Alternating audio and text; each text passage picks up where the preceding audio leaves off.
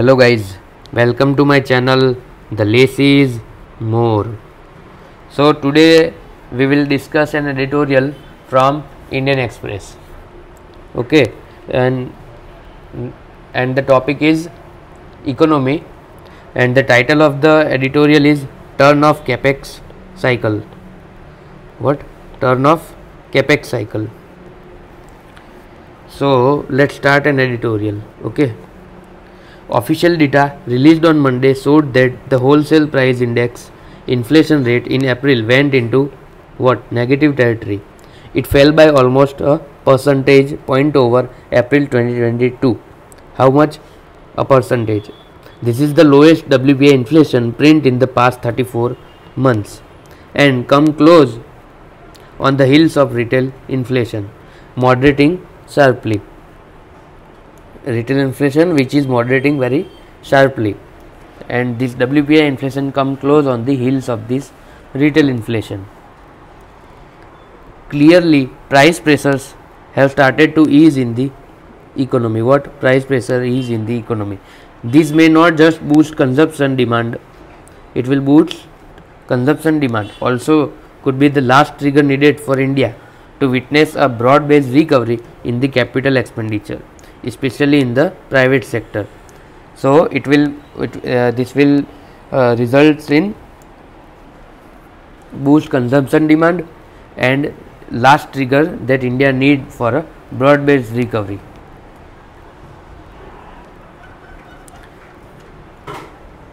To be sure, over the past 5 years, the government's broader strategy has been to incentivize the recovery of private sector investment sentiment. What is the government strategy? Incentivize recovery of private sector investment as the main channel for economic growth.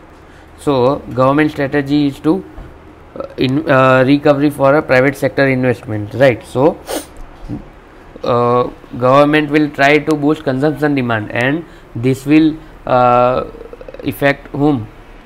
Private sector investment. If there will be demand in the economy, then the private sector would try to invest more and more in the economy. To this end, the government has provided a whole host of policy incentives such as historic cut in corporate tax rate, production link incentives, while continuing to ramp up its own capital expenditure to historic levels. So to improve the consumption demand, what government has done? It has done historic cut in corporate tax rate, right? It will benefit whom? Private sector. Then production link incentive, again supply side factor for private sector, supply side incentive, and capital expenditure its own, right? Like building bridges, highways, Delhi Mumbai express highway. Okay, so this is what the government has done. However, the hope for a private sector capex recovery hit back-to-back rough patches. First, the COVID pandemic destroyed what? Consumer demand. Then, spiraling inflation in the wake of war in Ukraine robbed what? Consumers of purchasing power. The end result was dampening of animal spirit in the private sector.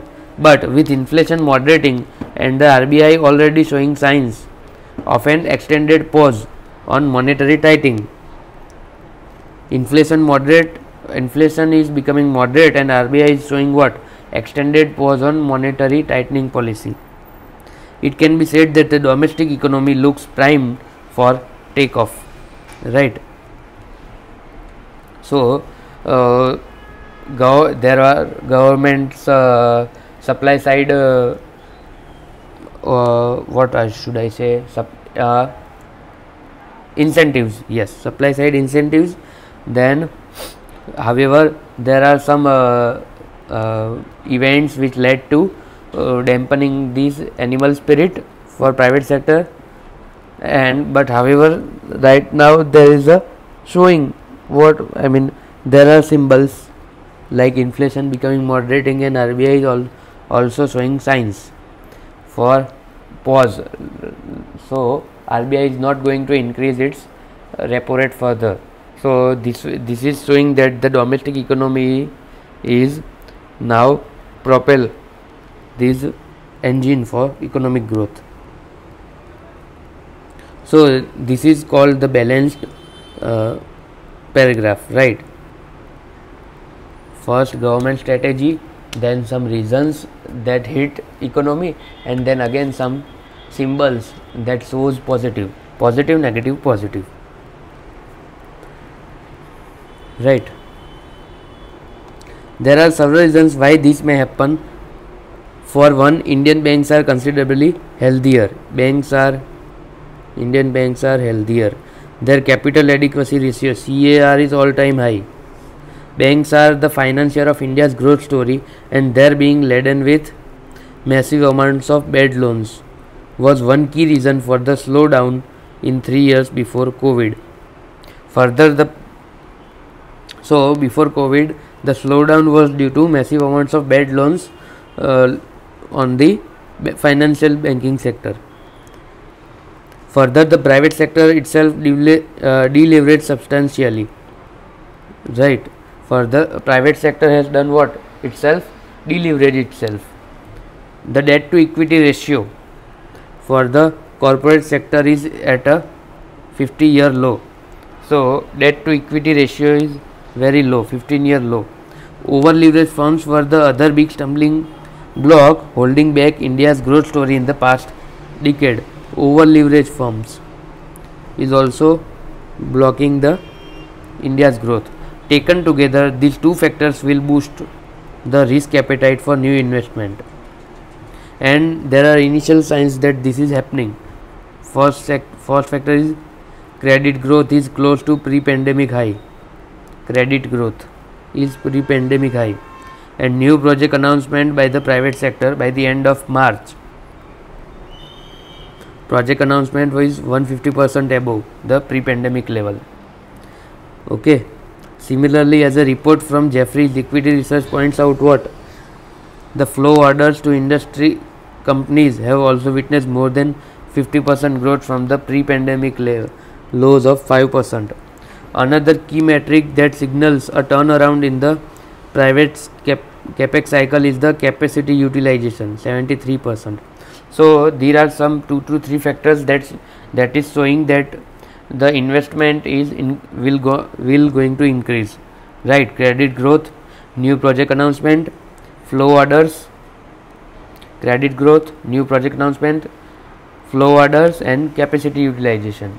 These are these factors, right? And other reasons for a good domestic economy, Indian banks are healthier, capital adequacy ratio is high, and but there was massive amounts of bad loans.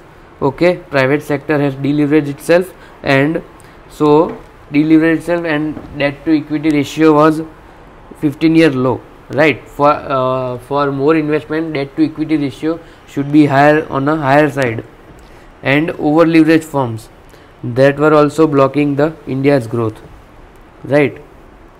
So these were some reasons, and there are some factors that is boosting the domestic economy, right?